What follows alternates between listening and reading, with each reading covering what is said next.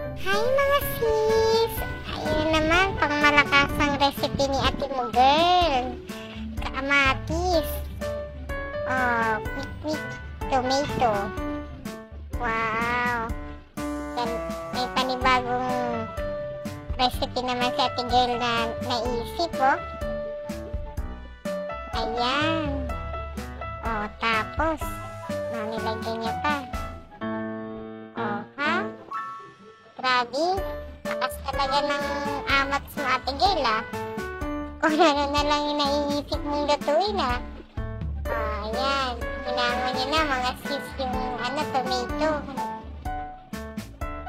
Tapos, pagkahango, ayan. Nilagay sa lagyan, dinikdik. Oh, pakadikdik na naman.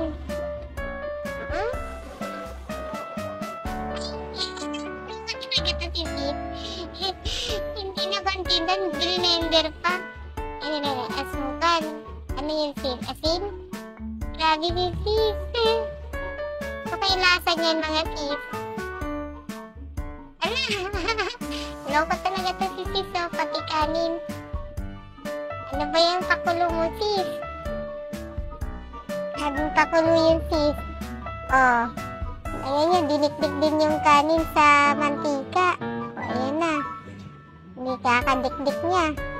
Ah, tinakpan. Tapos nagisa ulit siya ngayon sibuyas bawang. Ayan. Tapos nilagay niya na yung kaninang binlender niyang tomato, mga sis. Ayan, nilagay yung oyster. Tapos tomato sauce. Ayan, tapos tapos nilagyan ng itlog. Loka talaga to si sis. Lakas talaga ng amat mo, sis, ah. Grabe ka, makain. Ayan, nilagyan niya ulit yung kanin kanina. Lagyan ng... Grabe naman yan, sis. Sobrang alat na siguro yan, sis. Ayan. Oh, ha? Tapos ngayon naman, may bago naman siya. Ano yun, sis? Gelatin? Ayan, dinurog niya, mga sis. O, gagawa siguro to ng jelly coffee. Ayan, nagano siya ng yellow, mga sis. Oh, pak.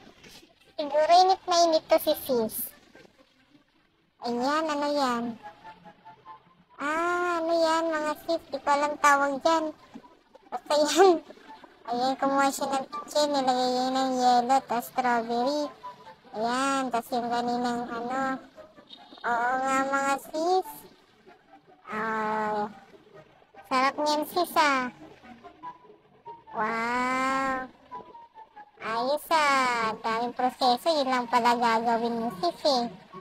Oh, ha?